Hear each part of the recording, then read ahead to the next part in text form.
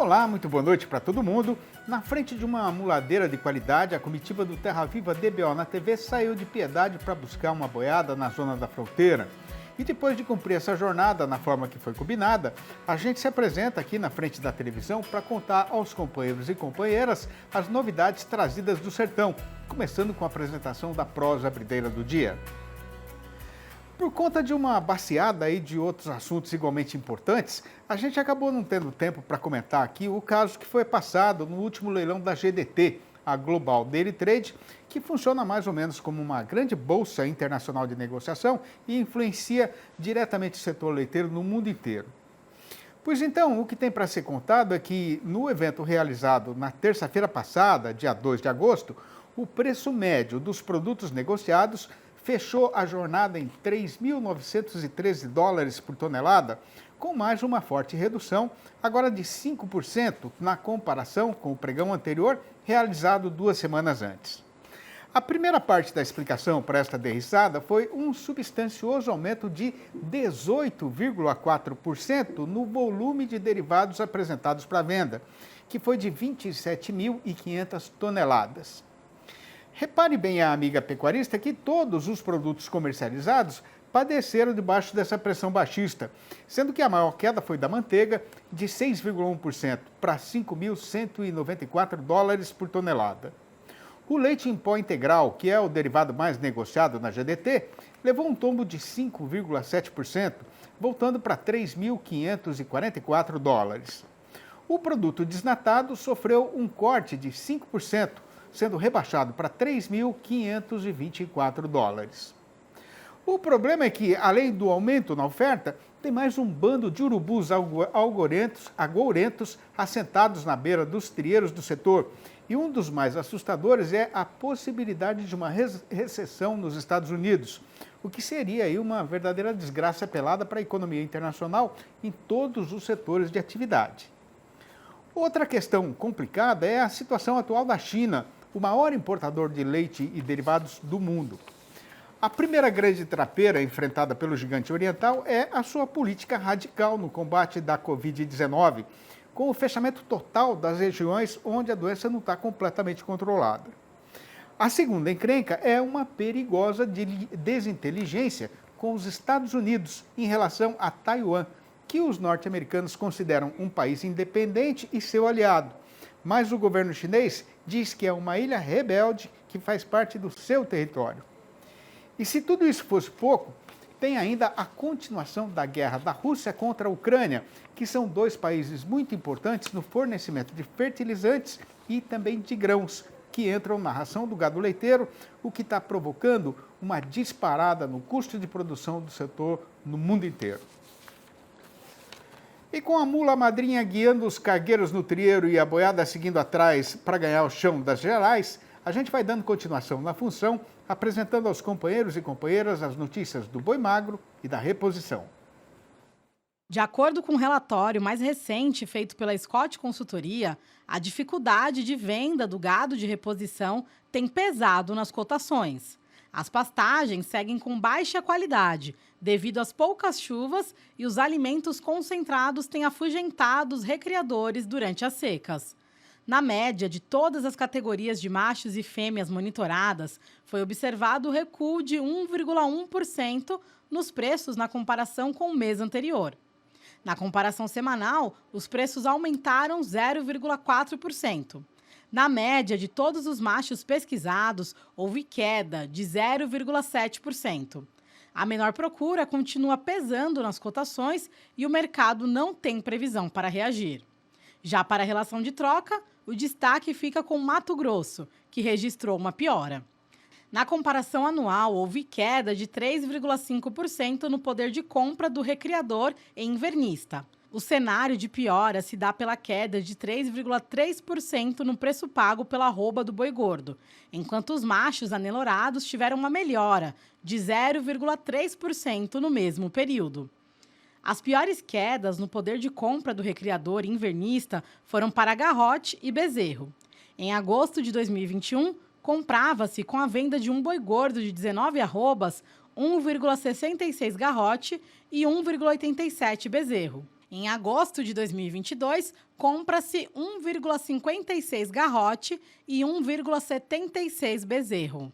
A oferta de animais no estado é boa, mas a comercialização é baixa. Este cenário deve se estender até a demanda voltar a aquecer.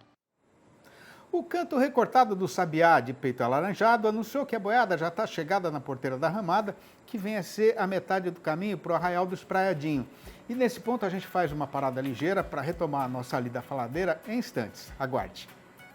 Estamos de volta e com a mula madrinha já virando na estrada da porteirinha e a jornada recomeçando, com a boiada levantando pó, a gente passa num pulo só para o nosso quadro Pecuária em Alta, uma produção da Alta Genéticas do Brasil. Acompanhe.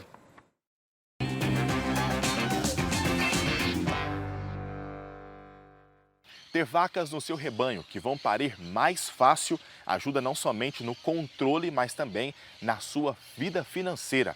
Esse é o objetivo de todo produtor e toda propriedade. A gente convidou o Fábio Fogaça, gerente de leite importado, para falar com a gente sobre essa característica tão importante na hora da seleção. Fábio, seja muito bem-vindo no nosso programa de hoje, mas antes da gente falar dessa característica, a gente tem que falar sobre a importância do touro. Muitos proprietários falam que a culpa é do touro, mas nem sempre o problema de facilidade de parto é do touro, né? A dificuldade de parir não é apenas uma situação de que o touro provocou. A gente tem problemas por diferentes razões e normalmente também são conhecidas como distócia, tá? A distócia é definida como um parto difícil ou atrasado em qualquer estágio do trabalho do parto. É importante a gente se conhecer os aspectos normais do parto para determinar se a vaca ou a novilha, no caso, a novilha principalmente, esteja passando por essa situação. A genética até pode desempenhar um papel na distócia pelo desenvolvimento da novilha, ou mesmo no percentual de parto de novilhas que necessitam de auxílios outros, né, auxílios externos, tração, como eu disse, né? Mas, primeiramente, é necessário ter indicadores na fazenda para se dizer que o problema tem um impacto negativo ou não. Sem dados, a gente vai ficar no achismo. E esse é o problema do produtor em geral. Estou generalizando. No Brasilzão, tá? Esse é o problema. Nós não temos muitos dados. E muitas vezes as coisas ficam no achismo, o que é assim péssimo para que a gente consiga obter resultados positivos. Mas a fazenda que tem dados de alto percentual de problemas de parto nas novilhas, ela não teria que estar apenas selecionando touro para facilidade de parto. Mas, por exemplo, nessa fazenda, a gente tem que estar se atentando para as novilhas que é mais importante eles se atentarem para quais novilhas que alcançaram 85% do seu peso corporal adulto quando ela está dando o primeiro parto. Se está se buscando evitar ter animais com score de condição corporal extremamente gordas ou magras, até extremamente magras, no momento do parto. Uma vaca supercondicionada, muita gordura ao redor da pelvis, ali, vamos dizer assim, da garupa, pode levar a um pequeno canal do parto, muitas vezes provocado pela superalimentação, às vezes que esse animal teve, principalmente no terço final da gestação. Eu vou citar novamente, aí, lembrar de novilhas, né? O parto, a gestação, ela foi encurtada ou foi longa demais por alguma razão? Você está entendendo? Eu estou dando várias questões que acontecem e que normalmente o pessoal leva a culpa para o touro que foi usado, quando na verdade tem outras variáveis dentro do processo que tem que ser avaliada, né? Ainda falando do touro, Fábio, queria que você explicasse para a gente qual que é a importância do macho nessa característica. Tudo tem relação com o touro. Nós temos a facilidade de parto do touro, que é quando você usa esse touro em novilhas e que você não quer que essas novilhas tenham dificuldade quando elas vierem a ter parto, tá? E a gente também tem o que a gente chama de dificuldade, facilidade de parto, que seja, das filhas do touro. quando é assim, esse touro, o quanto ele está transmitindo geneticamente para as suas filhas, para que elas tenham facilidade quando elas vão parir. Então, facilidade de parto do touro depende de quem a novilha foi inseminada. E facilidade de parto das filhas é de quem que é o pai dessa novilha que está parindo. Bom, como agora a gente já sabe que nem tudo é culpa do pobre touro, a gente começa a falar especificamente da fêmea, da característica de facilidade de parto. No dia a dia, Fábio, como que essa característica é expressada e pode ser calculada também? Elas são calculadas através de dados, novamente, lembrando, de dados coletados a campo. Facilidade de parto é aquela de quanto a bezerra, quanto a vaca teve um parto simples, um parto sem maior dificuldade, tipo que simplesmente cuspiu para fora aquela bezerra, aquele bezerro, tá? Então, o grau de facilidade de parto, na verdade, a gente está falando ao contrário, né? Seria dificuldade do parto. Ele é classificado pela pessoa daquele rebanho, pelo responsável naquele rebanho, com as anotações, e ele observa cada parto e diz se aquele parto foi extremamente fácil, tá? Se ele foi extremamente fácil, ele vai ter uma classificação, ele bota lá 1. Se ele anotar como 2, é um parto fácil, que teve um pouquinho mais de tempo ali para acontecer, não foi assim tão simples, tá? Vai o 2. O 3 já necessitou de uma certa ajuda, não tão grande, mas necessitou de um auxílio. Quando ele anota como o valor 4, quer dizer que já houve uma força substancial para tirar, para tracionar essa bezerra, esse bezerro para fora, né? E quando ele anota 5, é que teve assim praticamente, eu costumo dizer que foi necessário um trator para arrancar fora aquela bezerra, aquele bezerro da vaca, entendeu? Botar ele, fazer ele realmente fazer a vaca parir realmente. Fábio, junto com a evolução da pecuária, as provas sofrem alterações todos os anos. A facilidade de parto, essa característica, teve alterações no decorrer do tempo? Sim, é uma excelente pergunta, novamente, porque foi incluído uma quantidade enorme de dados, como foi aqueles que eu citei no início aqui da nossa conversa, que seriam os casos aí de distócia, casos outros que não são genéticos propriamente dizendo, vamos dizer. Quando o produtor vai selecionar as fêmeas para o rebanho dele, ou até mesmo os machos, qual que é a importância dele selecionar através desse índice, dele focar na facilidade ou dificuldade de parto, como você preferir? Mais uma vez, uma boa pergunta. Quando você inclui a característica de facilidade de parto no processo de montar um planejamento genético, lembre que cada característica a mais que você inclui, menor vai ser o foco. Menor sendo o foco, menor vai ser o progresso genético, mais demorado ele vai acontecer, tá?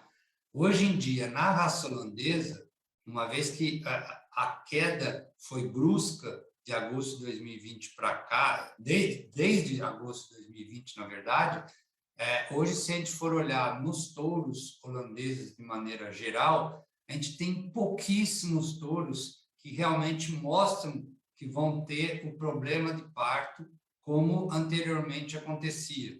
Anteriormente, nós tínhamos touros aí que tinham índices para essa característica que eram inaceitáveis para se usar, né? E hoje em dia, se você for olhar na população de touros holandeses que são ofertados no mercado, não apenas da Alto, mas aí pensando na população como um todo, hoje são muito poucos aqueles touros que a gente pode dizer que esse touro vai dar um impacto econômico negativo e prejudicial para a fazenda. Por quê? Porque a raça mostrou que com um trabalho de aprimoramento de manejo, aprimoramento de ambiente, de conhecimento técnico, juntamente com uma seleção genética para facilidade de parto que acontece praticamente há 20 anos ou 20 e poucos anos, a gente teve esse resultado aí, mostrando que hoje em dia a gente tem, de uma maneira geral, touros que não seriam preocupantes nesse ponto. Fábio, muito obrigado pela sua participação de hoje na nossa edição do Pecuária em Alta. Para você rever essa e outras edições,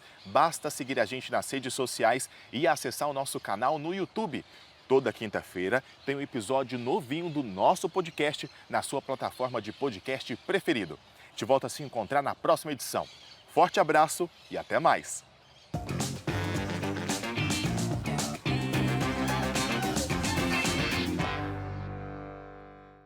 A nossa lida é cansativa, mas também prazerosa e produtiva, porque enquanto a gente vai lidando e conversando com os companheiros que estão do nosso lado, o serviço vai avançando e quando se vê o eixo já está quase todo lavrado.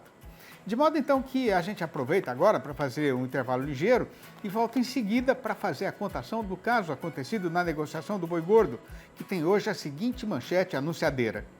Com o abastecimento do mercado sendo feito por gado comprado no termo e fornecido pelo confinamento, o dono do frigorífico está de cavaleiro na situação, mas o fazendeiro está contando os dias e confiando que o vento vai mudar de direção. O Terra Viva DBO na TV volta já, aguarde. Boi gordo está difícil de achar, mas tem. Comprador também. Mas para fazer uma boa negociada, o companheiro não deve vender a boiada para o primeiro que bater na porteira. E a recomendação é assuntar antes, na praça boiadeira da nossa freguesia, a cotação que está sendo falada para cada tipo de mercadoria.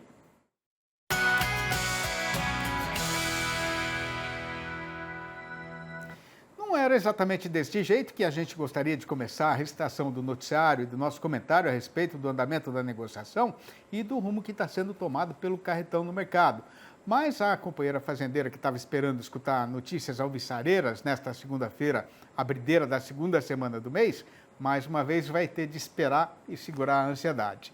A verdade verdadeira mesmo é que a programação de abate continua folgada. A câmara fria está mais para cheia do que para vazia e o dono do frigorífico não está tendo precisão de mercadoria. Esta situação atual é o resultado de um plano muito bem armado pelo comprador, que já estava vendo que poderia ter carestia de gado terminado por falta de pastagem nas piores horas da estiagem, né? Aí, para ter a garantia do fornecimento, o que o sujeito fez foi sair no eito oferecendo vantagem para o fazendeiro vender boi a termo. E é por conta disso que na indústria os empregados não chegaram a ficar sem serviço em nenhum momento. Acontece que, como o companheiro boiadeiro também já tem conhecimento, esta oferta está vindo praticamente só do confinamento, com boiadas engordadas na primeira rodada da atual temporada, né, que foi prejudicada pela disparada no custo de produção do setor. E a previsão continua sendo de que o estoque de gado de coxo deve terminar do meio para o fim deste mês presente. E daí para frente o abastecimento vai ficar novamente apertado, pelo menos até outubro, quando os animais terminados no segundo giro começarem a chegar no mercado. Por outro lado, é nossa obrigação chamar a atenção para o caso que está sendo passado com a cotação da reposição, que está largada na descida da ribanceira por causa da seca que acabou com o capim nas invernadas e também da entrada de um novo ciclo de baixa na pecuária brasileira. Isso quer dizer que hoje o pecuarista está vendendo um boi que lá atrás foi um bezerro caro. E agora, na hora de repor, vai ser o contrário, né? Com a queda no valor do gado novo.